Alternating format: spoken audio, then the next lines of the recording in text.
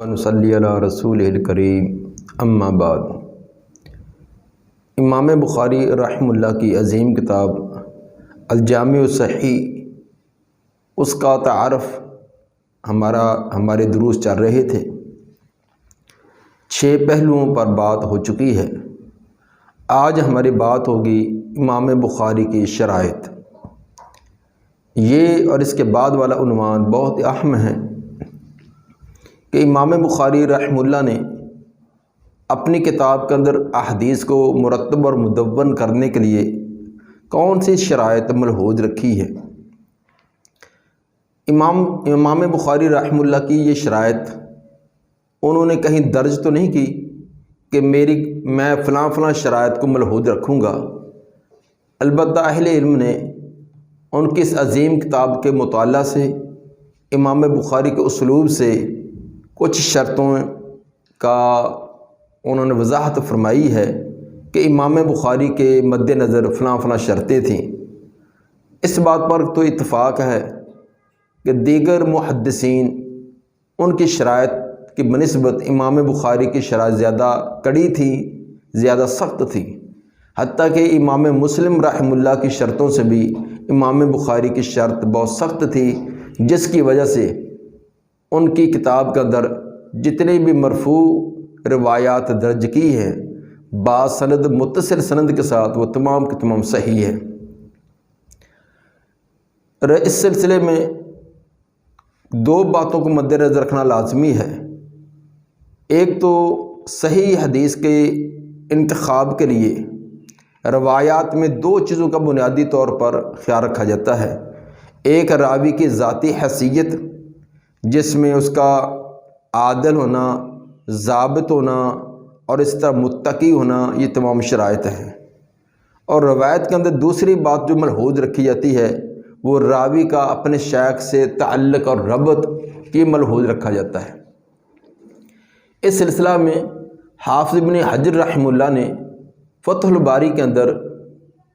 یہ 5 طبقات بیان کیے ہیں، تو ان 5 طبقات کو مد نظر رکھا جائے تو ہمیں امام بخاری رحمہ اللہ کا اسلوب کافی حد تک سمجھ آ جائے گا۔ حافظ صاحب نے راویوں کے 5 طبقات مندرجہ ذیل بیان کیے ہیں۔ نمبر 1، قوی الضبط و کثیر الملازمہ، مطلب کہ وہ راوی جن کا ضبط، حفظ اور ضبط بہت زیادہ ہے، اور اس کے ساتھ ساتھ اپنے شیخ، اپنے استاد کے ساتھ صحبت، ان کے ساتھ رہنا، یہ بھی لمبا عرصہ ان کا رہا ہے۔ تو دونوں ہی صفتیں اعلیٰ درجے کی ہیں، جیسے کہ امام زہری کے شاگردوں میں سے یونس بن یزید ایلی اور عقیل بن خالد ایلی اور امام مالک بن انس، سفیان بن عیینہ رحمہم اللہ، یہ تمام کے تمام ضبط کے اندر بھی اعلیٰ درجے کے تھے اور اپنے شیخ کے ساتھ لمبا عرصہ ان کے ساتھ رہے ہیں۔ نمبر 2، دوسرا طبقہ قوی الضبط و قلیل الملازمہ، یعنی وہ راوی جن کا ضبط اور حفظ تو بہت اعلیٰ درجے کا تھا، لیکن اپنے شیوخ کے ساتھ زیادہ لمبی مدت وہ نہیں رہے، جیسے امام زہری کے شاگردوں میں سے ابو عمر عبد الرحمن الاوزاعی، لیث بن سعد مصری اور عبد الرحمن بن خالد ہیں۔ یہ تمام حفظ اور ضبط میں تو اعلیٰ درجے کے تھے، لیکن اپنے شیخ کے ساتھ زیادہ عرصہ ان کو گزارنے کا موقع نہیں ملا۔ تیسرا طبقہ قلیل الضبط و کثیر الملازمہ، وہ راوی جن کا ضبط تو اعلیٰ درجے کا نہیں، ضبط اور اتقان اعلیٰ درجے کا نہیں، البتہ اپنے شیوخ کے ساتھ وہ عرصہ طویل رہی ہے، اپنے شیخ کی صحبت میں لمبی دیر رہے ہیں، جیسے امام زہری کے شاگردوں میں سے جعفر بن برقان، سفیان بن حسین اور اسحاق بن یحییٰ رحمہم اللہ ہیں۔ نمبر 4، چوتھا طبقہ قلیل الضبط و قلیل الملازمہ، یعنی وہ راوی جن کا حفظ اور ضبط وہ بھی کمزور تھا، اعلیٰ درجے کا نہیں تھا، کمزور سے مراد کم تھا، قلیل تھا، اور اپنے شیوخ کے ساتھ لمبی مدت بھی نہیں رہے، جیسے کہ امام زہری کے شاگردوں میں سے زمع بن صالح اور معاویہ بن یحییٰ، مصنف بن صباح رحمہ اللہ ہیں۔ پانچواں طبقہ کہ الضعفاء والمجاہیل کا ہے، یعنی وہ راوی جن کا ضبط اور حفظ بھی کم اور اپنے شیوخ کے ساتھ ان کا رہنا بھی کم، اور اس کے ساتھ ساتھ ان پر جرح بھی کی گئی، ان کے عیوب بھی بیان کیے گئے ہیں۔ جیسے امام زہری کے شاگردوں میں سے عبد القدوس بن حبیب اور محمد بن سعید مسلوب ہیں۔ یہ ہیں 5 طبقے جن کو حافظ ابن حجر رحمہ اللہ نے بیان کیا ہے۔ ان 5 طبقوں میں امام بخاری رحمہ اللہ جن راویوں کی روایات لائے ہیں وہ ہے پہلا طبقہ یعنی قوی الضبط اور کثیر الملازمہ، جن کا ضبط اور حفظ بھی اعلیٰ درجے کا، اور اپنے شیخ کے ساتھ ان کی ملازمت، ان کا رہنا یہ بھی عرصہ طویل تک۔ تو پہلے درجے کے راوی امام بخاری لاتے ہیں، البتہ دوسرے طبقے کے جو راوی ہیں ان کی روایات توابع و شواہد کے طور پر پیش کرتے ہیں، جبکہ امام مسلم رحمہ اللہ وہ پہلے اور دوسرے دونوں طبقوں کی روایات بطور اصل کے لاتے ہیں، البتہ تیسرے طبقے کی روایات کو توابع اور شواہد کے طور پر پیش کرتے ہیں۔ امام ابو داؤد اور امام نسائی وہ پہلے 4 طبقے، پہلا، دوسرا، تیسرا، چوتھا، 4 طبقوں کی روایات وہ لاتے ہیں، جبکہ امام ترمذی رحمہ اللہ یہ پہلے 4 طبقے کے راویوں کے ساتھ 5ویں طبقے کے راویوں کی روایات بھی لے لیتے ہیں۔ اور امام ترمذی 5ویں طبقے کی روایات لیتے تو ہیں لیکن بہت قلیل، تھوڑی مقدار میں لیتے ہیں، اور امام ابن ماجہ رحمہ اللہ وہ 5 طبقوں کی روایات وہ لے لیتے ہیں۔ تو چونکہ اب اپنی اپنی کتابوں میں جیسے انہوں کے راویوں کا لحاظ انہوں نے رکھا ہے، اسی طرح ان کی احادیث کی جو حیثیت، مرتبہ اور مقام بھی زیادہ ہے۔ امام بخاری سب سے اعلیٰ ٹاپ کے راوی جو ہر اعتبار سے حفظ میں، ضبط میں، اپنے شیخ کے ساتھ عرصہ طویل رہنے میں ان کے اندر یہ چیز پائی گئی تھی، اس لیے ان کی الجامع صحیح کو یہ مرتبہ اور مقام بھی سب سے زیادہ حاصل ہوا ہے۔ حوالے کے لیے دیکھیے کہ فتح الباری کا مقدمہ ہدی الساری صفحہ 11 اور 12، جس پر حافظ ابن حجر رحمہ اللہ نے یہ طبقات بیان کیے۔ امام بخاری کی ان سخت شرائط کی وجہ سے اہل علم کا اس بات پر اتفاق ہے کہ امام بخاری کی الجامع صحیح کو باقی کتب حدیث پر ترجیح ہے۔ یہ ترجیح خاص صحت کے اعتبار سے ہو یا عمدہ فقاہت کی وجہ سے، اور اسی وجہ سے امام بخاری رحمہ اللہ کو امیر المومنین فی الحدیث اور سید المحدثین کے نام سے یاد کیا جاتا ہے۔ دوسری ہماری آج کے سبق کی درس کی بحث وہ تراجم صحیح البخاری۔ یہ بھی ایک اہم بحث ہے کہ امام بخاری رحمہ اللہ نے جو اپنی کتاب کے اندر تراجم قائم کیے ہیں، عنوان قائم کیے ہیں، وہ ایک بہت اہمیت والے ہیں۔ تراجم یہ ترجمے کی جمع ہے، اور یہ ترجمہ کا لفظ 3 معانی کے لیے استعمال ہوتا ہے۔ نمبر 1، کسی بات کو ایک زبان سے دوسری زبان میں منتقل کرنا، جیسے عربی کلام کو اردو میں ٹرانسلیشن کرنا، اس کو ڈھال دینا۔ نمبر 2، کسی آدمی کے حالات اور اس کی سیرت و اخلاق کو بیان کرنا، اس کو بھی تراجم کہا جاتا ہے، جیسے تراجم علماء مصر، یعنی مصر کے علماء کے حالات زندگی۔ نمبر 3، کسی چیز کی ابتدا کو بھی ترجمہ کہتے ہیں، کسی چیز کی ابتدا یہ بھی ترجمہ کہلاتی ہے، دوسرے الفاظ میں اس کو عنوان بھی کہہ سکتی ہیں، یعنی تراجم کا لفظ عنوان کے معنی میں استعمال ہوتا ہے۔ تو تراجم صحیح البخاری میں یہ آخری معنی مراد ہوتا ہے، یعنی عنوان۔ امام بخاری رحمہ اللہ نے الجامع صحیح کے تراجم میں انتہائی علمی، فقہی، اصولی اور لغوی حقائق کو بھی بیان کیا ہے، جن کو دیکھ کر اہل علم نے امام بخاری کو امام المحدثین والفقہاء تسلیم کیا ہے۔ چنانچہ انور شاہ کاشمیری رحمہ اللہ فرماتے ہیں کہ امام بخاری رحمہ اللہ سے پہلے اس قسم کے تراجم کسی نے بھی قائم نہیں کیے، اور نہ ان کے بعد آنے والوں میں سے کسی نے اس انداز کا کام کیا ہے۔ فرماتے ہیں کہ گویا کہ امام بخاری ہی اس دروازے کو کھولنے والے تھے اور وہی اس دروازے کو بند کرنے والے۔ حوالہ دیکھیے فیض الباری صفحہ نمبر 40۔ الجامع صحیح میں امام بخاری رحمہ اللہ نے جو تراجم قائم کیے ہیں اس کے اندر بہت ساری باتیں ملحوظ ہیں، ان میں سے کچھ آپ کے سامنے ذکر کی جاتی ہیں۔ تو صحیح البخاری کو پڑھتے وقت یہ تراجم والی بات بہت اہم مد نظر رہنی چاہیے تاکہ کتاب کا سمجھنا ہمارے لیے آسان ہو جائے۔ نمبر 1، امام بخاری نے بہت سارے تراجم دعویٰ کے طور پر لکھے ہیں، یعنی امام بخاری پہلے ایک دعویٰ کرتے ہیں کہ یہ مسئلہ ایسے ہے، یہ ایک دعویٰ کیا، پھر اس دعوے کو ثابت کرنے کے لیے آگے احادیث جو ہیں وہ بطور دلیل پیش کرتے ہیں۔ گویا کہ ایک تو امام بخاری کا جو تراجم کو قائم کرنا یہ بطور دعویٰ کے ہوتا ہے، اور آگے اس باب کے نیچے جو احادیث آتی ہیں یہ اس کی دلیل ہوتی ہیں۔ اس کی بہت ساری مثالیں ہیں جو دوران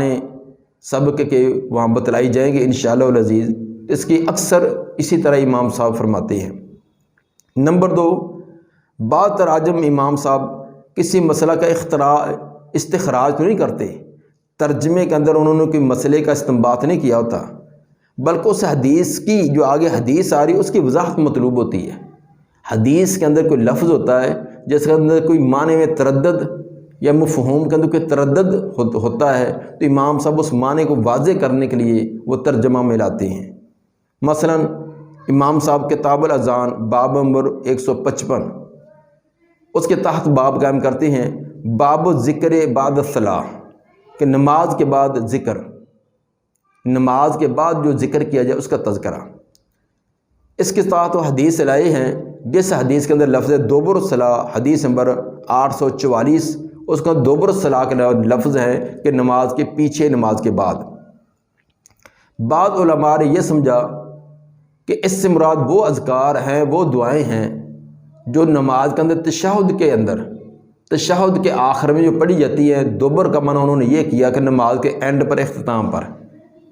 امام بخاری رحمہ اللہ باب قائم کر کے یہ بتلانا چاہتے ہیں کہ اس سے مراد نماز کے آخر میں آنے والی نہیں بلکہ نماز کے اختتام کے بعد جو دعائیں اور اذکار پڑھے جاتے ہیں وہ مراد ہیں، اس لیے وہ دبر الصلاۃ کے لفظ کی وضاحت فرما دیتے ہیں۔ نمبر 3، جو امام بخاری کا ترجمہ قائم کرنے کی وجہ ہوتی ہے کہ بعض اوقات ایک حدیث اس کے اندر کئی اوامر اور کئی نواہی ہوتے ہیں، تو امام بخاری ہر امر اور ہر نہی پر الگ الگ باب قائم کرتے جاتے ہیں تاکہ ان کی مستقل ایک حیثیت واضح ہو جائے۔ مثلا حدیث نمبر 2023 ابو سعید خدری رضی اللہ تعالیٰ کی حدیث ہے کہ نبی صلی اللہ علیہ وآلہ وسلم نے صدقۃ الفطر میں غلہ، جو، کھجور، پنیر، منقع، ان تمام چیزوں کا ایک ساتھ دینے کا آپ نے حکم دیا کہ صدقۃ الفطر میں ان میں سے کسی چیز کا بھی ایک ساتھ دیا جائے۔ اس ایک حدیث پر اگر امام بخاری نے کئی باب قائم کیے ہیں، مثلا کتاب الزکوٰۃ باب نمبر 72 اس طرح قائم کیا کہ باب صدقۃ الفطر صاع من شعیر، کہ جو کا ایک ساتھ وہ صدقۃ الفطر میں دینا۔ آگے کتاب الزکوٰۃ باب نمبر 73 میں باب قائم کیا باب صدقۃ الفطر صاع من طعام، کہ گندم کا ایک سا صدقۃ الفطر میں دینا۔ اس کے بعد باب نمبر 74 قائم کر دیا کہ باب صدقۃ الفطر صاع من تمر، کھجور کا ایک سا دن صدقۃ الفطر میں دینا۔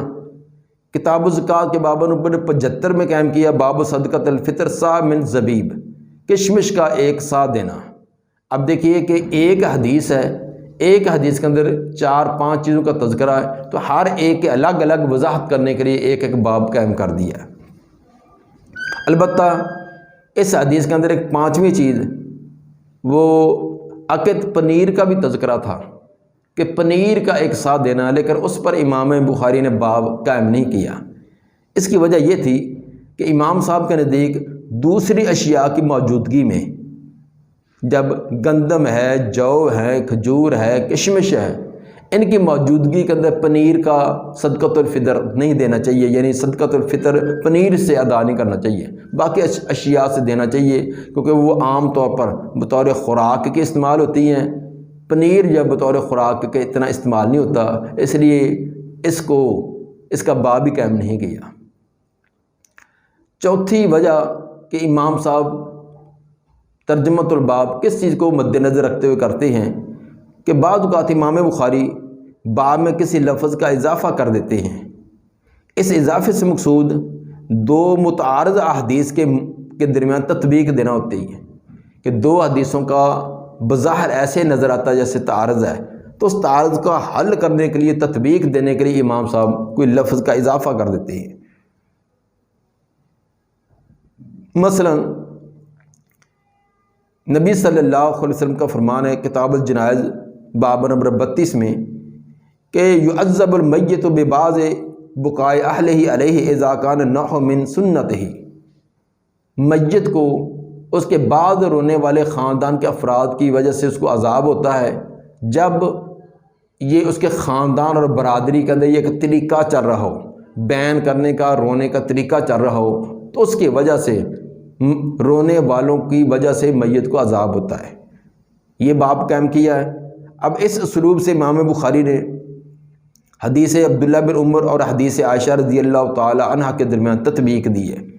اس سلسلے میں دو روایتیں ہیں، ایک عبداللہ بن عمر رضی اللہ تعالیٰ عنہ کی اور ایک حضرت عائشہ رضی اللہ تعالیٰ عنہ کی،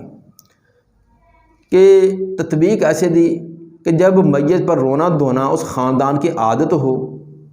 اور مرنے والے نے انہیں نوحہ کرنے سے منع نہیں کیا، یا تو وصیت کر گیا یا وصیت کی تو نہیں لیکن وہ اس کام کو اچھا جانتا تھا، تو اس کے مرنے کے بعد بعض والے نوحہ کریں، بیان کریں، تو اس مرنے والے کو بھی اس کی سزا ملے گی، کیونکہ اس کا اندر اس کا دخل ہے۔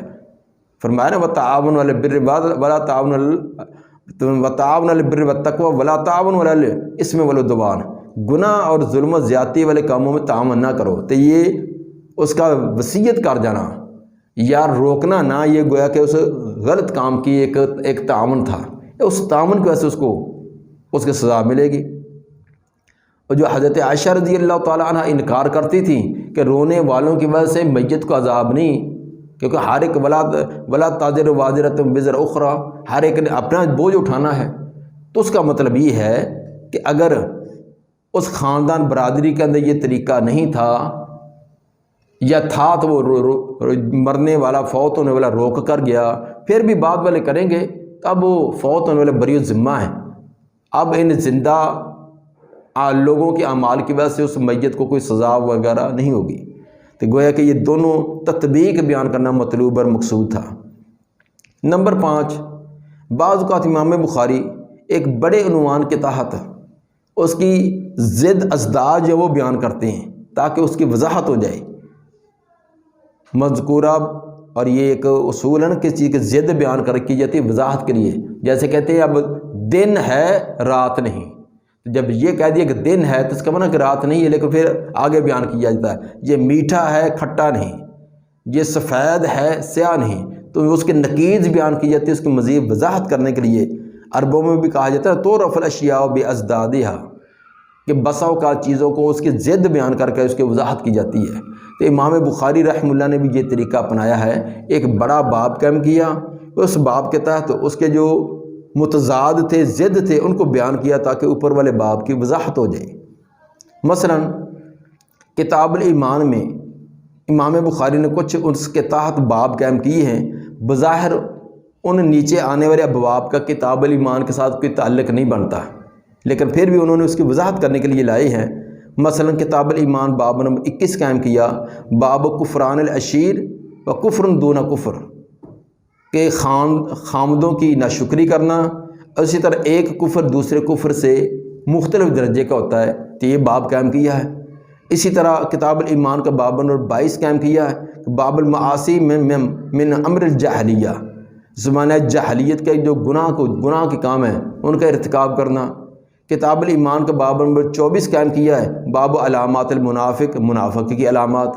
اب دیکھیے کہ بظاہر طور پر ان بابوں کا اوپر جو بڑا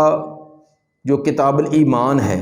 اس کے ساتھ تعلق نظر نہیں آتا، لیکن امام بخاری اس کتاب الایمان کی صراحت اور وضاحت کرنا چاہتے ہیں ان کی ضد بیان کر کے۔ نمبر 6، امام بخاری بعض دفعہ باب کے تحت ذکر کردہ حدیث مذکورہ باب کے مطابق نہیں ہوتی، جو اوپر باب ہے وہ اور نیچے حدیث، ان کا بظاہر آپس کے اندر مطابقت اور موافقت نظر نہیں آتی، لیکن اس کے اندر ایک لطیف سا اشارہ ہوتا ہے امام بخاری کا، وہ ہوتا ہے کہ اس حدیث کے اور بھی طرق ہیں، اور بھی سندیں ہیں،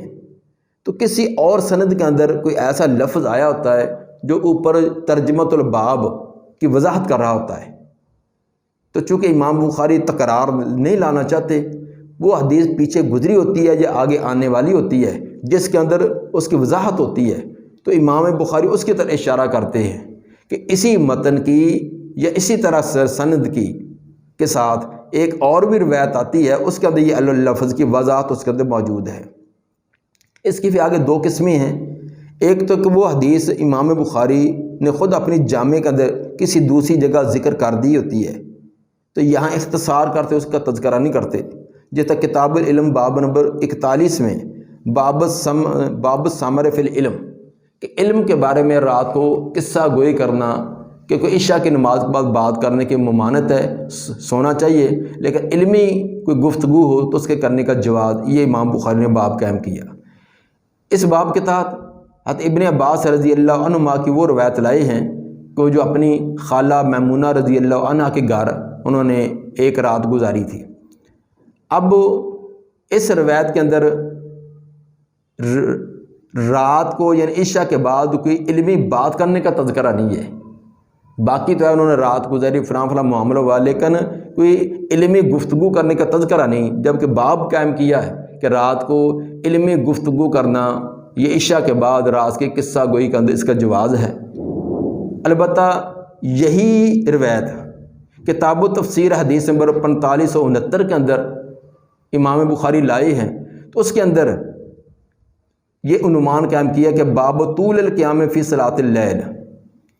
تو اب یہ قائم کر کے انہوں نے اس بات کی وضاحت کر دی ہے، تو ثابت ہوا کہ بسا اوقات امام بخاری جو عنوان قائم کیا ہے، باب قائم کیا ہے، اس کے تحت یہ روایت لائی ہیں، اس روایت میں تو وہ باب کے ساتھ مناسبت والے کوئی الفاظ نہیں، لیکن وہی روایت کسی دوسری جگہ پیچھے گزر چکی ہوتی ہے یا آنے والی ہوتی ہے، اس کے اندر وضاحت آئی ہوتی ہے۔ دوسری اس کی قسم اسی کی کہ وہ حدیث امام بخاری کی اپنی الجامع کے اندر نہیں آئی ہوتی، کیوں؟ اس لیے کوئی امام بخاری کی شرط کے مطابق نہیں تھی، روایت صحیح تھی لیکن امام بخاری کی جو سخت شرائط ہے اس کے مطابق نہیں تھی،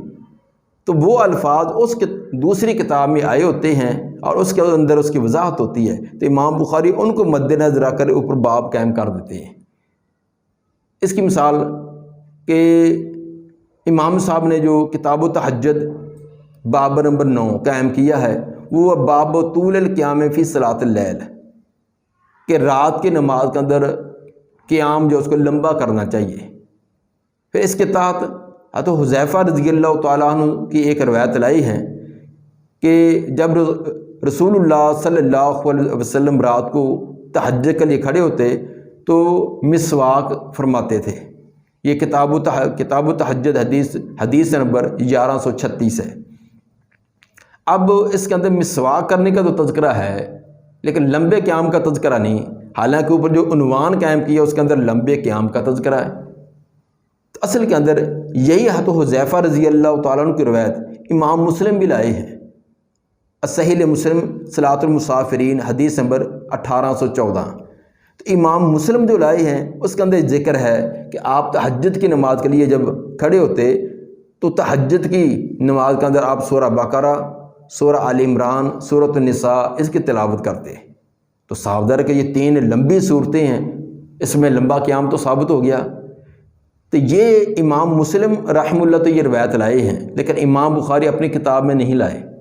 لیکن روایت یہ سند کے اعتبار سے صحیح تھی، لیکن امام صاحب کی شرط کے مطابق نہ تھی، اس لیے اشارہ کر کے باب کے اندر اس چیز کو لائے ہیں، متن اپنی کتاب کے اندر اس چیز کو درج نہیں کیا۔ تو یہ بھی امام بخاری بسا اوقات ایسے کرتے ہیں کہ اوپر جو باب قائم کیا ہے اس کے نیچے جو درد حدیث ہے اس کے ساتھ مناسبت معلوم نہیں ہوتی، لیکن وہ مناسبت کہیں دوسری جگہ آئی ہوتی ہے۔ نمبر 7 جو امام بخاری کے تراجم کے اندر چیز ہے کہ بعض اوقات امام بخاری اپنے قائم کردہ باب میں کسی مسئلے کو جزم اور وثوق سے بیان نہیں کرتے، اس کے اندر حتمی طور پر کوئی فیصلہ نہیں دیتے، جس کی کئی ایک وجوہات ہو سکتی ہیں۔ مثلا ایک تو یہ ہو سکتی ہے کہ اس مسئلے کے اندر وسعت کا پہلو برقرار رکھنا چاہتے ہیں، اس مسئلے کے اندر گنجائش ہوتی ہے، وسعت ہوتی ہے، تو امام بخاری حتمی طور پر فیصلہ نہیں کرتے۔ مثلا کتاب الوتر باب نمبر 1، اس میں باب ما جاء فی الوتر کے تحت باب قائم کیا ہے، تو اس کے تحت جو روایات لائی ہیں ان کے اندر ایک وتر کا، 3 وتروں کا، وتر کو فصل کے ساتھ پڑھنا، وصل کے ساتھ پڑھنا، یہ تذکرے کیے، تو مطلب کہ اس کے اندر گنجائش ہے، وتر 1 بھی پڑھا جا سکتا ہے، 3 بھی، اور 3 اکٹھے بھی پڑھے جا سکتے ہیں، یا 2 الگ رکھتے ہیں پڑھی جائے 1 الگ، تو یہ اس کے اندر وسعت تھی، اس لیے امام بخاری نے حتمی طور پر کوئی فیصلہ نہیں کیا، جو وسعت ہے، جو جس پر بھی عمل کرنا چاہے وہ کر سکتا ہے۔ نمبر 2 کہ روایات میں اختلاف کی وجہ سے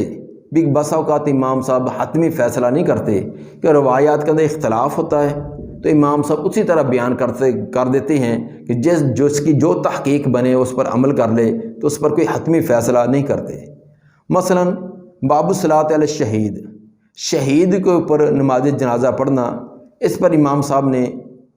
باب کتاب الجنائز باب نمبر 72 قائم کر کے اس کے تحت 2 حدیثیں لائے ہیں۔ ایک حدیث میں ہے کہ آپ نے شہدائے احد کا جنازہ نہیں پڑھا، حدیث نمبر 1343 کے تحت یہ حدیث ہے کہ آپ نے شہدائے احد کے میدان میں شہید ہونے والوں کا جنازہ نہیں پڑھا۔ اور دوسری روایت حدیث نمبر 1344 لائے ہیں، جس کے اندر ہے کہ ایک دن آپ باہر تشریف لے گئے اور احد میں جو شہید ہونے والے تھے وہاں صف بندی کر کے جس طرح فوت شدہ کا جنازہ پڑھایا جاتا ہے اسی طرح آپ نے جنازہ پڑھایا۔ یہ دونوں روایتیں امام صاحب لائے ہیں، تو باب قائم کر دیا باب الصلاۃ علی الشہید، شہید پر نماز جنازہ پڑھنا چاہیے یا نہیں پڑھنا چاہیے یہ فیصلہ نہیں کیا، دونوں روایتیں درج کر دی ہے اور آگے قارئین پر چھوڑ دیا، جس کی جو تحقیق بنے اس کے مطابق عمل کر لے۔ تیسری وجہ حتمی طور پر فیصلہ باب کے اندر نہ کرنے کی کہ کسی مسئلہ میں اہل علم کا اختلاف ہوتا ہے، تو اس بنا پر امام صاحب کوئی کبھی فیصلہ نہیں کرتے، کیونکہ دونوں طرف اہل علم ہوتے ہیں، اس مسئلے کے اندر دونوں طرف بڑے بڑے ائمہ بڑے بڑے محدثین کا نظریہ ہوتا ہے، اس لیے دونوں بیان کر دیتے، اس کے بارے میں فیصلہ نہیں دیتے۔ مثلا امام صاحب نے باب قائم کیا ہے کہ اذا دعت الام والدہا فی الصلاۃ، جب ماں اپنے بچے کو بلائے اور بچہ جو وہ نماز کی حالت میں ہو، کیا وہ ماں کی بات پر لبیک کہتے ہوئے نماز کو چھوڑ کر آئے یا پہلے نماز کی تکمیل کرے؟ اس باب کو کتاب العمل فی الصلاۃ باب نمبر 7 کے تحت لائی ہیں۔ پھر اس کے تحت حدیث جریج کا تذکرہ کیا، لمبی حدیث کے جریج وہ نماز پڑھ رہے تھے، اس کے والدہ 1 دن 2 دن 3 دن بار بار آتی رہی، آواز دیں، وہ نماز میں مشغول ہوتے، آخر پھر تیسرے دن واپس چلے گی اور اس نے بددعائیہ لفظ بھی اس کے منہ سے نکلا اسی طرف ہے، وہ آزمائش میں بھی پڑ گئے تھے، تو یہ تمام واقعہ جو آگے آئے گا۔ اس مسئلہ میں اب اہل علم کا اختلاف ہے کہ آدمی نماز ادا کر رہا ہے، پڑھ رہا ہے نفلی نماز، تو والدہ بلائے تو نماز کے تکمیل کرے یا پہلے والدہ کی بات سنے؟ تو چونکہ اس میں اختلاف تھا اس لیے امام صاحب نے کوئی حتمی فیصلہ نہیں کیا، یہ قارئین پر یہ بات چھوڑ دی ہے کہ جو بھی صورت آپ کے سامنے بیان کر دی ہے، جو بھی آپ کا ذہن بنتا ہے اس کے مطابق آپ اس کو اپنا لیں۔ نمبر 8 جو امام بخاری کا تراجم قائم کرنے کے اندر موقف ہے یا انداز ہے کہ بعض اوقات ایسا بھی ہوتا ہے کہ ایک مسئلہ اختلافی ہوتا ہے اور امام صاحب اپنے اختیار کردہ موقف کے متعلق مضبوط قسم کے دلائل رکھتے ہیں۔ تو جب ان کے پاس مضبوط قسم کے دلائل ہیں تو وہ اپنا وہ حتمی فیصلہ سنا دیتے ہیں کہ مسئلہ یہی ہے۔ مثلا کتاب الاذان باب نمبر 29 میں باب قائم کرتے ہیں، باب وجوب صلاۃ الجماعہ، با جماعت نماز ادا کرنا یہ واجب ہے۔ اس میں علماء کا اختلاف کہ با جماعت نماز ادا کرنا لازمی ہے یا لازمی نہیں۔ تو امام بخاری کے پاس قوی دلائل تھے کہ با جماعت نماز ادا کرنا لازمی ہے، اس لیے انہوں نے حتمی فیصلہ دیا کہ باب وجوب صلاۃ الجماعہ، با جماعت نماز ادا کرنا لازمی ہے۔ اس طرح کتاب التیمم باب نمبر 5 اس میں باب قائم کیا ہے کہ باب التیمم للوجہ والکفین، کہ تیمم کے اندر چہرے اور ہاتھ ان دونوں پر ہی مسح ہوگا۔ اس کے اندر بھی اختلاف تھا کہ ہاتھوں کونیوں تک مسح کیا جائے، بغلوں تک کیا جائے، کہاں تک کیا جائے۔ اس کے اندر مختلف علماء کی آراء تھیں، لیکن امام بخاری کے پاس قوی قسم کے دلائل تھے کہ صرف چہرے کا اور ہاتھوں کے اوپر والے حصے کا ہی مسح کرنا کافی ہے۔ اس لیے انہوں نے حتمی طور پر فیصلہ دیا کہ باب التیمم للوجہ والکفین، ان کا یہ دو چیزوں کا تیمم کے اندر مسح کرنا چاہیے۔ نمبر 9 کہ بعض اوقات امام بخاری باب میں ایک مرفوع حدیث لاتے ہیں۔ مرفوع معنی جس کی نسبت نبی صلی اللہ علیہ وآلہ وسلم کی طرف کر دی گئی ہے۔ چونکہ نیچے یہ سند تھی، سند کے اعتبار سے وہ اس کی سند امام بخاری کی شرائط کے مطابق نہیں تھی، اس لیے معنی مفہوم اس کا صحیح ہے، متن ٹھیک ہے، لیکن سند کے اندر کچھ کمزوری تھی۔ کمزوری سے مراد کہ وہ امام بخاری کی شرطوں کے مطابق نہیں تھی، ویسے باقی محدثین نے اس کو قبول کیا ہے۔ تو امام بخاری اس چیز کو ثابت کرنے کے لیے اس کو بیان کرتے ہیں، اس کی تائید کے اندر پھر آگے احادیث بیان کرتے ہیں۔ ترجمۃ اور باب کے اندر وہ مرفوع روایت بیان کریں گے کہ جو امام بخاری کی شرط کے مطابق تو نہیں، لیکن معنی مفہوم کے اعتبار سے درست ہے، وہ اس کو ترجمۃ اور باب میں لائیں گے اور نیچے پھر احادیث اور لا کر اس کی تائید کر دیں گے کہ وہ حدیث میری شرط کے مطابق تو نہیں، لیکن اس کا مفہوم درست ہے، اور اس کے پھر نیچے کئی ایک دلائل بھی پیش کر دیتے ہیں۔ مثلا کتاب التیمم باب نمبر 6 امام صاحب باب کہتے ہیں کہ باب الصعید الطیب وضو المسلم، کہ پاک مٹی یہ مسلمان کا وضو ہے، یعنی وضو کا پاک مٹی سے تیمم کر لے تو وضو کے قیام کام ہو جائے گا۔ اب الصعید الطیب یہ الفاظ یہ حدیث کی ہیں، لیکن یہ حدیث امام بخاری کی شرط کے مطابق نہیں تھی، جس کے اندر الصعید الطیب کے لفظ ہیں۔ تو امام بخاری اس کو ترجمۃ الباب کے اندر اس چیز کو لا کر لائے ہیں۔ البتہ آگے پھر تائید میں کئی چیزیں انہوں نے نیچے تائید کے اندر بیان کر دی ہیں جو اس بات کی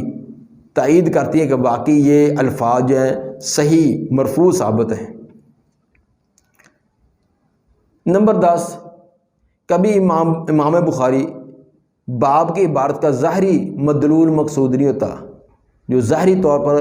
عبارت کا مفہوم ہے وہ امام صاحب کا مقصود نہیں ہے، بلکہ دلالت التزامی ثابت کرنا چاہتے ہیں کہ اس کو ایک لازم چیز ہے،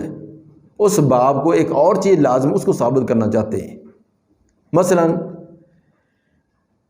کہ باب کیف کان بدء الوحی ہے، یہ امام صاحب نے ابتدا میں شروع کے اندر باب قائم کیا کہ باب کیف کان بدء الوحی، لفظی معنی تو یہ ہے کہ وحی کی ابتدا کیسے ہوئی۔ تو اس کے اندر معلوم تو یہ ہوتا ہے کہ جیسے امام صاحب اس کا آغاز کیسے ہوا وحی کا، اس آغاز کو بتلائیں گے۔ حالانکہ امام بخاری نے یہاں آغاز کا یا اس طرح کی چیز نہیں بیان کی، بلکہ وحی کے جملہ جو مبادیات ہیں وہ بتلائی ہیں۔ مثلا وحی کی اقسام، وحی کی عظمت، وحی کی صداقت، وحی کا مکان، وحی کا زمان، وحی لانے والے جبریل کے حالات جن پر وحی نازل ہوئی، نبی صلی اللہ علیہ وآلہ وسلم ان کے حالات، ان کے اخلاق، یہ تمام باتیں ذکر کی ہیں۔ تو حالانکہ بظاہر الفاظ جو باب قائم کیا اسے یہ معلوم ہوتا تھا کہ شاید وحی کی ابتدا کب ہوئی ہے، اس کا آغاز کیسے ہوا، وہ بیان کرنا چاہتے ہیں۔ کیونکہ امام صاحب جو نزول وحی کی کیفیت بیان کرنا جو انہوں نے کی ہے وہ یہاں نہیں بیان کی، وہ انہوں نے آگے کتاب فضائل قرآن باب نمبر 1 میں وہاں ایک باب قائم کیا کہ باب کیف نازل الوحی و اول ما نزل، تو وہ آغاز وحی کا آغاز کیسے کہاں سے ہوا کب ہوا وہ وہاں بیان کر دیا ہے۔ اب بظاہر الفاظ کچھ اور معلوم ہوتے ہیں لیکن حقیقت امام صاحب اس سے کچھ اور چیز ثابت کرنا چاہتے ہوتے ہیں۔ اس طرح بھی امام صاحب بسا اوقات یہ ترجمہ قائم کر دیتے ہیں۔ تو یہ تقریباً امام بخاری کے تراجم کی 10 قسمیں بیان کر دی ہیں، مزید ابھی 12 قسمیں اور بھی آپ کے سامنے بیان کی جائیں گی کہ کن چیزوں کو ملحوظ رکھتے ہوئے امام صاحب تراجم قائم کرتے ہیں۔ یہ تمام کے تمام 22-23 چیزیں ہمارے سامنے ہوں گی، تو کتاب کے پڑھنے کے دوران ہمارے لیے سمجھنا بہت آسان ہو جائے گا کہ امام بخاری کے یہ عظیم یہ کام جو امام بخاری کی فقاہت ہے اور ترجموں کے اندر جو انہوں نے بیان کی ہے، تو اس وہ کس عنوان کس چیز کو ملحوظ رکھ کر یہ ترجمہ قائم کرتے ہیں۔ اللہ تعالیٰ عمل کی توفیق عطا فرمائے۔